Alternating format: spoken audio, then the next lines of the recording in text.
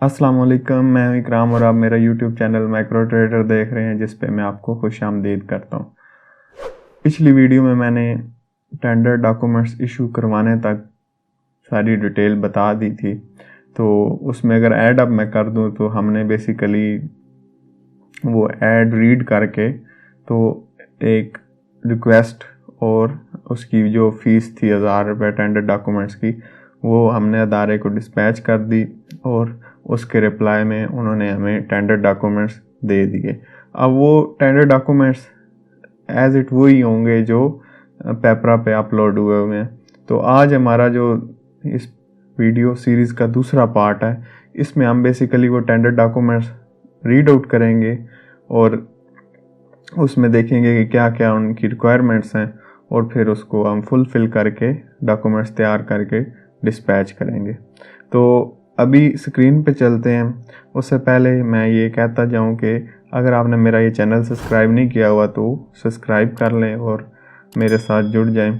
तो इंशाल्लाह मैं इस पूरी सीरीज़ को कंप्लीट करूंगा और प्रैक्टिकली आपको आइडिया हो जाएगा कि किस तरह टेंडर डॉक्यूमेंट्स बना के पार्टिसिपेट किया जाता है और किस तरह टेंडर विन होते हैं और किस तरह नहीं भी विन होते हैं, और जो भी process practically on the ground हो रहा होता है वो आपके साथ मैं पूरी जर्नी शेयर करूंगा। तो चलें कंप्यूटर की स्क्रीन पे चलते हैं। तो इसमें अभी ये मैंने आपको ऐड था जो हमने उस दिन रीड आउट कर लिया था। तो अभी हम जाएंगे जो डॉक्यूमेंट्स हैं, डॉक्यूमेंट्स इसमें ये टेंडर डॉक्यूमेंट्स हैं, ये अदारे की तरफ से भी ये डॉक्यूमेंट्स मुझे रिसीव हुए थे और पेपरा से मैंने तो उठा के उन पे वर्किंग कर ली थी। अच्छा, टेंडर नंबर आ गया, डेट ऑफ इशू आ गई। इसमें ये उन्होंने अपना वही ऐड वाला इंट्रोडक्शन और उसके साथ टाइमिंग लिखी है कि इस टाइम तक पहुंच जाने चाहिए और इस टाइम ओपनिंग होगी। उसके बाद इंस्ट्रक्शन टू बिडर, इसमें पहली इंस्ट्रक्शन ये है कि एनटीएन और जीएसटी रजिस्टर होने चाहिए हम जो है, उसके साथ एनटीएन और जीएसटी की कापी अटैच होनी चाहिए। ठीक हो गया।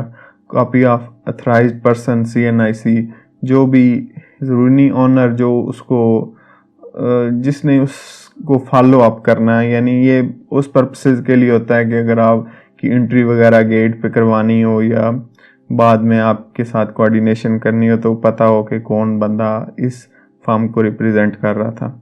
उसके बाद photocopy of instrument of earnest money,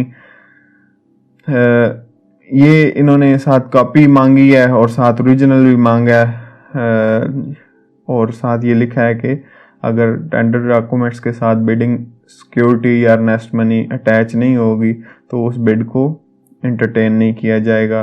तो ये इस पर्पज़ के लिए है कि बाद में अर्नेस्ट मनी हमें एक रिटर्न कर देते हैं और कॉपी जो है वो टेंडर डॉक्यूमेंट्स के साथ लगी रहती है। बिड फॉर्म, जो यही बेसिकली बिड फॉर्म होगा, और उसके बाद स्टाम्प पेपर ऑफ 100 रुपीज़। इसमें बेसिकली एक स्टाम्प पेपर आप देते होते हैं, एफिडेविट, बयान एल्फी जिसको कहते हैं। आप इस चीज़ का इकरार करते हैं कि हमारी जो फर्म है वो किसी इलीगल एक्टिविटी में नहीं इन्वॉल्व, ना इसकी कोई मतलब ब्लैक लिस्ट है, यानी हम बिल्कुल ट्रांसपेरेंट हैं। ये आप एक एफिडेविट लिख के देते होते हैं और 100 रुपये का इन्होंने वैल्यू लिख दी है।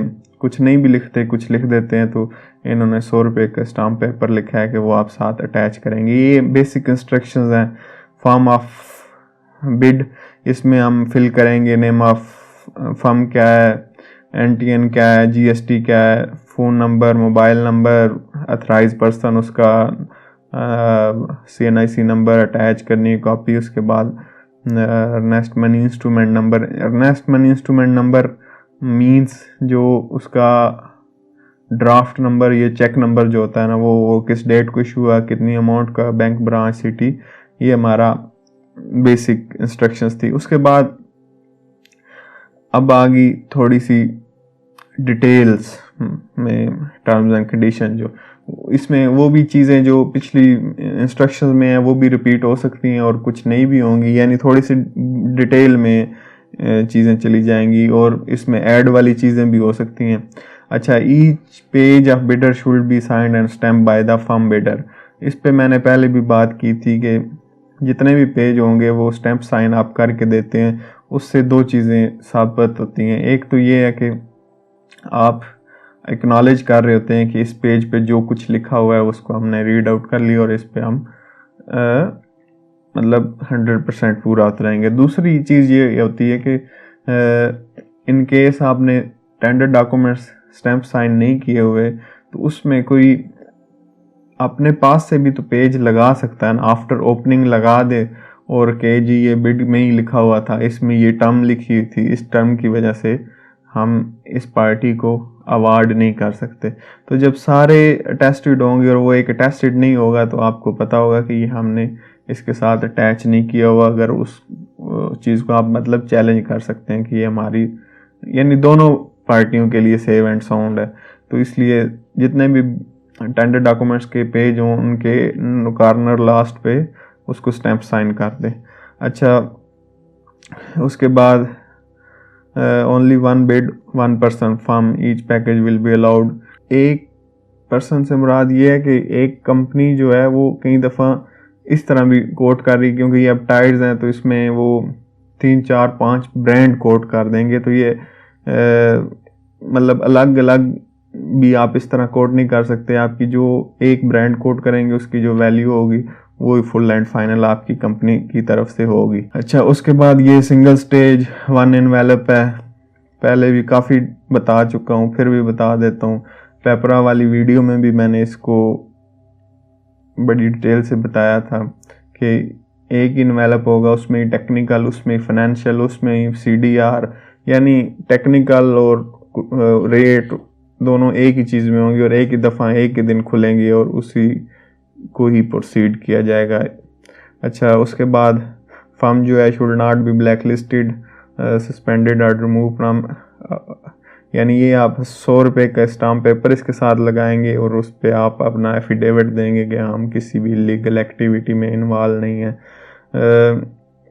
उसके बाद आपके जो हैं कोटेड रेट सारे टैक्सेस ड्यूटीज़ और मिला के होना चाहिए और रेट वैलिडिटी 60 डेज़ होनी चाहिए। उसके बाद मतलब ये आप सप्लाई करेंगे, यानी आपकी अप टू इंस्टीट्यूट या अप टू ऑर्गेनाइजेशन कॉस्ट आपकी होगी, कोई अदारा बियर नहीं करेगा। उसके बाद सेल वारंटी आफ्टर सप्लाई जो है आपकी 1 ईयर की होगी और इसके लिए ये नीचे अगर इसमें लिखा होगा कि इसमें ये परफॉर्मेंस सिक्योरिटी भी रिटेन करेंगे, अगर ये इन्होंने वारंटी मांगी है तो इसकी परफॉर्मेंस सिक्योरिटी भी होगी। अच्छा, उसके बाद 7 नंबर पे है कि आप जो भी आइटम्स हैं वो सप्लाई विद इन टाइम करेंगे और उन आइटम्स में इंक्रीज या डिक्रीज भी कर सकता है अदारा। और उसके बाद जो भी टैक्स हैं वो फर्म पे करेगी एज पर गवर्नमेंट रूल और इंस्टॉलेशन चार्जेस, मशीनरी जो भी उसमें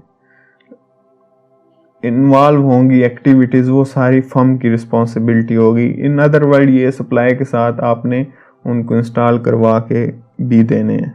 अच्छा, उसके बाद नेक्स्ट पॉइंट है कि फर्म जो भी उस पर रिस्क इन्वॉल्व होगा या कॉस्ट इन्वॉल्व होगी वो फर्म बियर करेगी up to delivery and working condition तक, यानी ये ब्रेकेबल नहीं है इन केस कोई, ये मोस्टली टर्म्स एंड कंडीशंस ऐसी बनाई होती हैं कि सब चीज़ों पे अप्लाई हो जाए। مثلا कोई आपने शीशे की चीज़ डिलीवर करनी है तो उसमें रास्ते में टूट जाती है ये डिलीवरी से पहले, तो वो आपका रिस्क होता है। तो इसी तरह कास्ट भी होती है ट्रांसपोर्टेशन की, वो भी हमारी होगी। उसके बाद कोई अगर डिस्प्यूट कोई इशू होता है परचेज में तो टेक्निकल कमेटी जो इंस्टीट्यूट की है वो उसको फैसला करेगी। अच्छा, उसके बाद नेक्स्ट है कि टाइपोग्राफिकल मिस्टेक्स जो हैं वो अगर कोई मिस प्रिंटिंग वगैरह होती है तो ओरिजिनल डॉक्यूमेंट्स को कंसिडर किया जाएगा। उसके बाद tender will be open in the presence of purchase committee and contractors. Or their representatives who choose to be present, मतलब ज़रूरी नहीं है कि आप जाएंगे, representative who choose to be present मतलब जो चाहते हैं शामिल होना वो हो सकते हैं, और परचेज कमेटी खोलेगी टेंडर डॉक्यूमेंट्स। उसके बाद पेमेंट जो है वो successful delivery, final inspection, installation और successful working of tool machinery जो भी सप्लाई कर रहे हैं उसके बाद आपको होगी। और कोई पार्शियल पेमेंट यानी आप एडवांस उनसे कोई डिमांड नहीं कर सकते कि इतना एडवांस दे दें तो बाकी पेमेंट आपकी डिलीवरी के बाद दे देंगे, ये 100% वन टाइम पेमेंट होगी। अच्छा, in case of default to contract, तो मतलब कोई भी डिफ़ॉल्ट होता है, टर्म्स एंड कंडीशन वायलेट कर दी, लेट सप्लाई की नहीं की, या जो भी मतलब हम कोई ओवर रूल चीज़ करते हैं तो वो एज पर पेपरा रूल्स उस चीज़ को हैंडल किया जाएगा। उसके बाद रेलिवेंट ओरिजिनल लिटरेचर मैनुअल, कोई भी उसके साथ जो अदर मतलब अगर मोबाइल ले रहे हैं एक मिसाल है तो उसके साथ जो मैनुअल, अगर हैंड फ्री चार्जर, जो कुछ भी इनसाइड द पैकेजिंग होती है वो साथ आप देंगे। ये बेसिकली सिर्फ टायर्स के लिए टर्म्स एंड कंडीशन नहीं, ये मोस्टली एक टेम्पलेट बनाया होता है इदारों ने, तो वो जस्ट नीचे अपनी रिक्वायरमेंट जो चीज़ें होती हैं वो चेंज करते रहते हैं, बाकी ये as it is copy paste कर देते होते हैं। अच्छा, जो भी चीज़ आप सप्लाई कर रहे हैं वो ओरिजिनल पैकेजिंग में होनी चाहिए, मतलब रीफैब वगैरह नहीं होनी चाहिए। और उसके बाद इनकम्प्लीट या offer received after notified date and time will not be entertain. आपका कोरियर लेट पहुंचता है, बिडिंग ओपन हो गई है या टाइम गुजर गया है तो आपकी वो बिड को कंसिडर नहीं किया जाएगा। उसके बाद एनी कंडीशनल इस सप्लाई में ऐसी कोई कंडीशंस नहीं हो सकती। समटाइम्स कुछ ऐसी चीज़ें होती हैं कि मतलब सप्लायर अपनी कंडीशंस रख रहा होता है, वो फिर अदारा उसको नहीं करता। इनकम्प्लीट ऑफर, इसमें ये है कि कुछ अगर आप इनकम्प्लीट भी नहीं कर सकते, 4 चीज़ें हैं तो 2 कोट कर दें, 2 ना करें, या डॉक्यूमेंट्स इनकम्प्लीट हैं, ये दोनों सेंस में ये मतलब आप समझ सकते हैं। इसको नहीं इग्नोर कर दिया जाएगा, मतलब एंटरटेन नहीं किया जाएगा। और नो सप्लीमेंट्री और revised offer after opening of tender shall be entertain, यानी आपकी ओपनिंग होगी, आप कहते हैं हो कोई मिस्टेक हो गई थी मैथमेटिकली, रेट कम कोट हो गया, हम ज़्यादा कर देते हैं, या ज़्यादा हो गया था कम कर देते हैं, वो उसको मतलब ओपनिंग के बाद किसी किस्म का कोई और आपको ऐड अप या उसमें से कुछ ख़त्म करने का इख्तियार नहीं है। उसके बाद आप रेट जो है फिगर और वर्ड में दोनों मतलब तरह लिखेंगे, हिंसों में भी और मतलब उर्दू या इंग्लिश में, जिस तरह भी आप साथ लिखेंगे। उसके बाद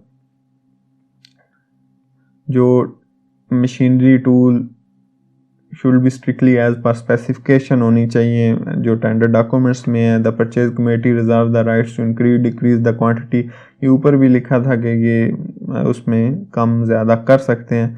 purchase committee will be make 100% inspection of equipment after supply before payment, मतलब प्रोसेस शायद मैंने पहले भी आपको बताया था, फिर भी इसको तो इस मतलब जर्नल सी बात है कि आपने सप्लाई देनी है, सप्लाई से पहले, बल्कि अगर आप अभी इस स्टेज पे तो हम अभी टेंडर रीड आउट कर रहे हैं, इसको हम फिर बना के सबमिट करेंगे। अगर हमारा अप्रूव्ड होता है तो अप्रूव्ड के बाद परचेज ऑर्डर इशू होगा, परचेज ऑर्डर के बाद हम सप्लाई देते हैं, और इस सप्लाई के बाद अगर वो एज़ पर स्पेसिफिकेशन चीज़ नहीं है उसकी इंस्पेक्शन होती है। इंस्पेक्शन के बाद एक इंस्पेक्शन रिपोर्ट बनती है, उस पे वो 3, 4, 5 जितने भी परचेज कमेटी के लोग होते हैं वो साइन करते हैं। उसके बाद वो चीज़ आपकी पेमेंट के लिए मतलब प्रोसीड होती है। तो इसलिए इन्होंने लिखा है कि ये जो है परचेज, ये टेक्निकल कमेटी इसको इंस्पेक्ट करेगी बिफोर पेमेंट, और अगर वो सब स्टैंडर्ड है चीज़ तो वो रिजेक्ट कर दी जाएगी, और उसकी कास्ट और रिस्क वगैरह सारा जो है वो सप्लायर का होगा, और उसकी कोई भी किसी भी किस्म की रिस्पॉन्सिबिलिटी अदारे पे नहीं होगी। अच्छा, उसके बाद purchase committee reserve the right to reject all of the tenders before acceptance. ये समटाइम्स ऐसा होता है कि टेंडर हो जाता है लेकिन वो फिर पूरा टेंडर ही कैंसिल करना पड़ता है, तो वो मतलब राइट्स अदारे के पास हैं। उसके बाद 5% जो एस्टिमेटेड प्राइस है उसकी CDR, DD या SDR फेवर ऑफ, ये इस फेवर ऑफ में बनवाना होगा, उसके बगैर आपकी जो है वो टेंडर डॉक्यूमेंट एक्सेप्ट नहीं होंगे या आपकी बिड को एंटरटेन नहीं किया जाएगा। वो बेसिकली ओपन करते हैं, उसके बाद देखते हैं अगर उसमें नहीं लगी तो वो उसको रिजेक्ट करके रीज़न लिख देते हैं। वो जब टेंडर डॉक्यूमेंट्स की कंपैरेटिव स्टेटमेंट आती है तो उसमें रिजेक्शन की रीज़न लिख देते हैं कि इस वजह से रिजेक्ट कर दिया। उसके बाद ये परफॉर्मेंस गारंटी आ गई, ये अर्नेस्ट मनी नहीं है। ये आप अगर ऊपर देखें 5% earnest money. Earnest money basically जब आप सप्लाई कंप्लीट कर देते हैं तो अर्नेस्ट मनी आप रिलीज़ करा लेते हैं। अर्नेस्ट मनी होती है कि आपने जो रेट कोट किया है उस रेट पे आप वो चीज़ सप्लाई करेंगे। अगर आप डिनाई कर देते हैं तो आपकी वो अर्नेस्ट मनी जब्त हो जाती है। और जो परफॉर्मेंस सिक्योरिटी है ये 10% जो इन्होंने लिखी है, ये आप जब सप्लाई दे देते हैं और आपकी इंस्पेक्शन ओके हो जाती है उसके बाद आप ये 10% या CDR की शक्ल में उनको दे देते हैं, या फिर वो जो आपके फाइनल चेक बनता है उसमें से लेस करके बाकी अमाउंट का चेक बना देते हैं। वो जब आपका 1 साल पूरा होगा या जितना भी वारंटी है वो पूरा होगा तो उसके बाद आपको रिलीज़ कर दिया जाता है। उसके बाद if successful bidder fail to complete the work within period of 30, तो ये अब एक इन्होंने प्लेंटी का लिखा हुआ है 0.101% of contract price per day जो है वो प्लेंटी चार्ज होगी, और मैक्सिमम 10% ऑफ कॉन्ट्रैक्ट होगा। उसके बाद कॉन्ट्रैक्ट कैंसिल करके वो नेक्स्ट जो हो है उसको दे देते हैं और आपकी परफॉर्मेंस सिक्योरिटी अर्नेस्ट मनी जब्त कर लेते हैं। अच्छा, ये यानी आप लेट डिलीवरी या नहीं डिलीवरी करते तो ये उसके लिए टर्म है। उसके बाद परफॉर्मेंस क्राइटेरिया इन्होंने लिखा है कि ये जो है मतलब 1 ईयर की उसकी वारंटी होनी चाहिए। उसके बाद विद इन 15 डेज ये मतलब आपको क्लेम करके देना है। उसके बाद जो है पेपरा और पंजाब गवर्नमेंट रूल और परचेज कमेटी जो हैं वो उनके सारे टर्म्स एंड कंडीशन आप ओबे करेंगे। और उसके बाद इन केस ऑफ क्यूरी, ये ऐड में भी लिखा हुआ था, इस नंबर पे आप रब्ता करके कुछ डिस्कशन करना चाहें तो कर सकते हैं। कोई आपको सवाल है, कुछ पूछना चाह रहे हैं। अच्छा, उसके बाद ये इन्होंने एक अंडरटेकिंग उसी पेज पे ली है, इसमें हम अपना नाम लिख देंगे कि ये कोई ब्लैक लिस्टेड कंपनी किसी भी अदारे से नहीं है, और हमने सारे term and condition read out कर लिए और हम इन पे एग्रीड हैं, और स्टैंप साइन करके आप ये आपकी होगी जो टेंडर डॉक्यूमेंट की स्पेसिफिकेशंस के अलावा जो टर्म्स एंड कंडीशंस हैं वो होगी। मतलब टेक्निकली अभी आपने सारा कुछ पढ़ लिया, कहीं नहीं कुछ लिखा हुआ तो ये ख़रीद के आ रहे हैं, मतलब ऐड में तो हमें पता है, लेकिन ये टर्म्स एंड कंडीशन जो जनरली सारे टेंडर डॉक्यूमेंट्स में होती है। उसके बाद अब BOQ आ गया। BOQ में इन्होंने बस के लिए टायर्स ख़रीदने हैं, 2 टायर हैं, ये उसका साइज़ है। अच्छा, इसमें एक पॉइंट मैं आपको बता दूं, हीनो बस टायर जर्नल आर इक्विवेलेंट, ये जो एक स्टेटमेंट है ना, ये पेपरा का रूल है, आप कोई ब्रांड मेंशन नहीं कर सकते। अगर आपने कोई ब्रांड मेंशन किया है तो फिर उसके साथ लफ्ज़ आर इक्विवेलेंट मस्ट लिखेंगे। यानी मतलब जर्नल के अलावा अभी जो मैं इनको कोट करूँगा वो पैंथर के टायर हैं। कोई और भी कंपनियां, बहुत सारी कंपनी है ना, तो कोई भी टायर हो सकते हैं, लेकिन ये स्पेसिफिकेशन मीट करें तो आप वो कोट कर सकते हैं और वो ख़रीदेंगे। यानी इसमें मैनिपुलेशन ना हो। सम टाइम्स ऐसे होते हैं कि बड़ी बड़ी कंपनियां मतलब वो प्रमोशंस दे रही होती हैं, वो मतलब कोई ना कोई बोनसेस वगैरह के चक्कर में, तो वो फिर के कोई अदारा इस लालच में आके किसी स्पेसिफिक एक ब्रांड का नाम लिख के उससे यानी उससे मिल जाए इन अदर वर्ल्ड, तो कंट्री लेवल पे, तो वो ना हो, इस वजह से इक्विवेलेंट लिखते हैं। इक्विवेलेंट में कोई भी उसके बराबर हो सकता है, जो उसकी स्पेसिफिकेशन मिनिमम हो या उससे अबव हो और रेट मीट करता हो, तो आप कोई भी कोट कर सकते हैं। इसलिए ज़रूरी नहीं है कि जर्नल लिखा हुआ है तो जर्नल ही देना है। मतलब अगर नहीं लिखते ब्रांड फिर भी ठीक है, लिख दिया है फिर भी ठीक है। तो क्वांटिटी आ गई, unit price including all tax है और total cast including all government tax है।